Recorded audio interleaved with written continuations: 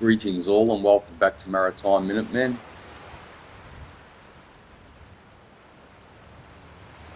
Today I'm going to do a little bit of a tutorial. This is mainly for beginners. Just mainly showing you guys how to conceal conduits inside of walls and also how to better organise your crops with a few little tricks and glitches and such.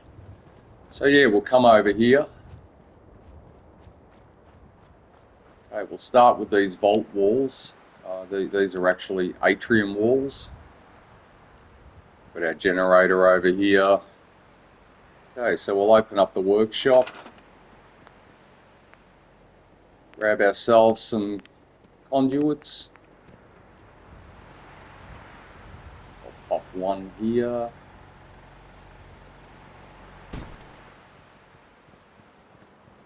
One over there.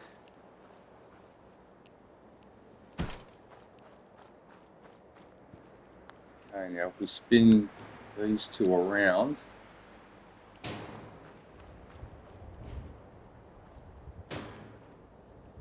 join these two conduits.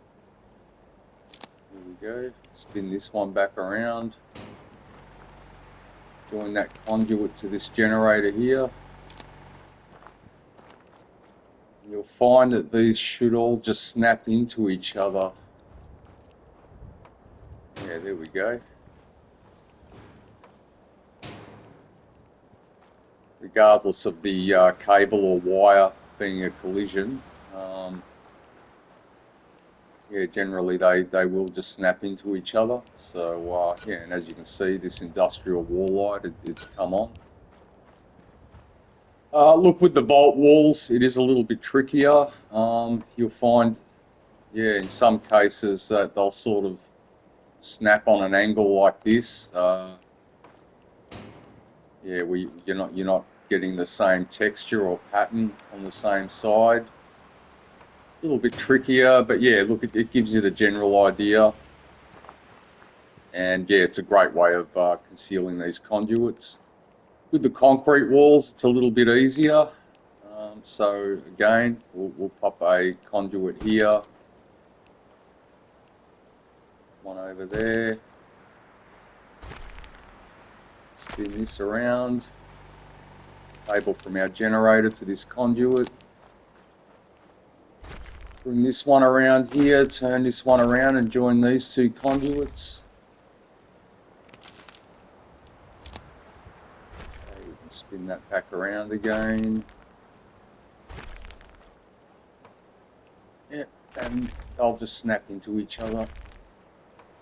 I mean, obviously these are the best walls to do it with because they do have a bit of depth. They do have a bit of a thickness there that you can actually put a conduit onto. And as you can see here, again, industrial wall light is fully operational, powered by this generator way over here.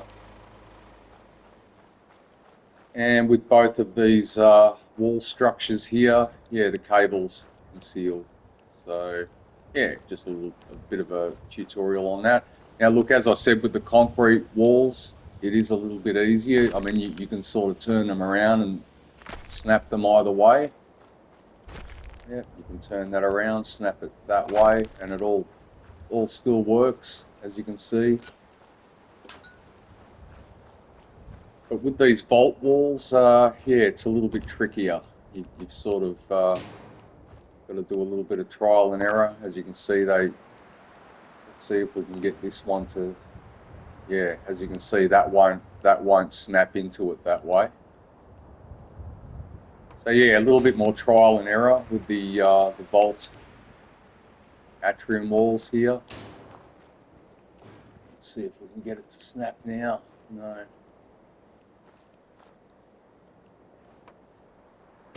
A little bit of trial and error, a little bit more finicky with these atrium walls, but basically gives you the general idea.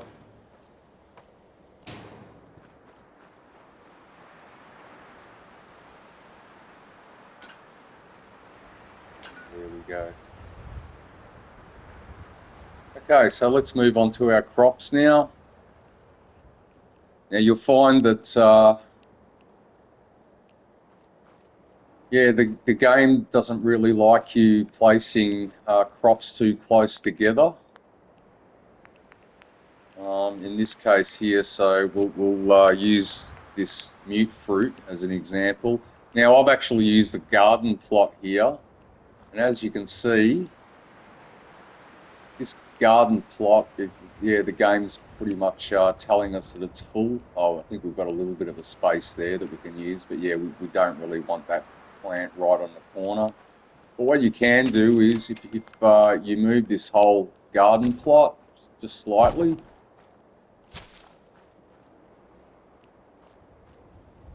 might have to move it a little bit more. There you go. You're kind of tricking the workshop into thinking that it's got room for one more plant on there. Let's see if we can even fit another one on there. Yep, there you go. So we've managed to get 6 plants onto a garden plot just by moving it around a little bit. Now, particularly with these gourd crops, so yeah, here we go. Here's some gourd. You'll find that you need a lot of area to place these down on, because as you can see, they just do not like being too close together, particularly on these garden plots as well. And you'll also see too that they tend to float for some reason. I mean, look at that. Yeah, this one here. Look at this. I've managed to get 2 gourds on one garden plot. I mean, that's how ridiculous the amount of space they need between each other. But a good way to overcome this is simply grab your gourd with the pillar here, select all, and you can actually sink it into the ground a little bit just so it hasn't got this floating sort of effect, as you can see there. Yeah. So there we go, one there. Take this one over here. Take the pillar over there. Select all again. Whoop, picked up the plot. A little bit too close. Yeah, so select all once again. There we go. We can sink it in there a little bit. Grab another one. Select all. There you go. We've managed to get 3 on there. Another one there.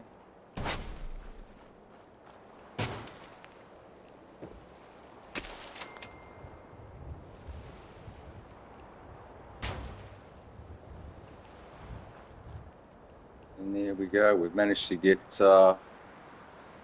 4 of these gourd plants onto this small garden plot that was only allowing us to put 2 on there before. So, and look, obviously, yeah, the same. I mean, you can do these anywhere. It doesn't have to just be in a garden plot. And look, again, you know, a lot of you are probably going to think, yeah, well, we already know that, but this is mainly for beginners who don't know. Just trying to share a few sort of tricks and tips and such. Yeah, see, as you can see there, you need a substantial amount of space between the 2 gourds, but yeah, if we use the pillar here, hopefully it won't pick that other one up. Yep, it has. Okay. Take it down here a bit. We'll just have to sink that a little bit first. Yeah, and as you can see here, you can almost, yeah, you can pretty much plant them on top of each other even if you want. But yeah, for aesthetic purposes.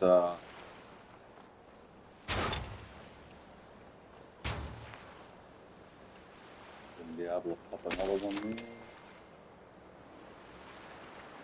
Same thing again. Yeah. And look, just another thing too, just while I'm thinking about it, for some reason when you do this with the pillar glitch, if you attempt to do select all and it doesn't work out the first time, the second time you'll get this, yeah, see how it floats in the air? To avoid that from happening, the second time you activate the pillar glitch or select all, just move the pillar slightly, just a little bit like that, and it won't happen. Yep, there you go. There we go. We've managed to plant these gourd plants a lot closer together than the workshop would normally let you. You can also do this with ornamental plants as well. I mean, obviously the plants that you free up when you collect that picket fence magazine, yeah, they're all in pots. Yeah, you know, you can't really sort of plant them in the ground. But look, a good way is again pillar glitch, select all. I mean, look, you can usually do 2, 3, possibly even up to 4 at a time if you want. So there we go. Look again, just to avoid that.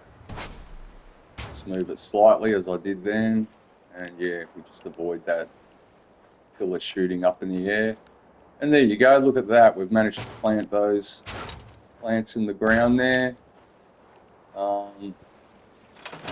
And yeah, that's how I created all of these garden beds here, as you can see around here as well. So yeah, look, neat little trick. And look again, a lot of you probably already going to know about it, but it's mainly for beginners. Hello, dog meat. But yeah, it's mainly for beginners and such. So yeah, hope some of you guys found it useful. Yeah, so as I said in my last video at Longfellows, yeah, at some stage, probably get over to Dalton Farm and do a tour of that settlement there. Yeah, more maritime themes, ships, barges and such. Yeah, so if you enjoyed the video, want to see more of the videos, ships, barges, settlements, tutorials and such, don't forget to like and subscribe. And thanks for watching.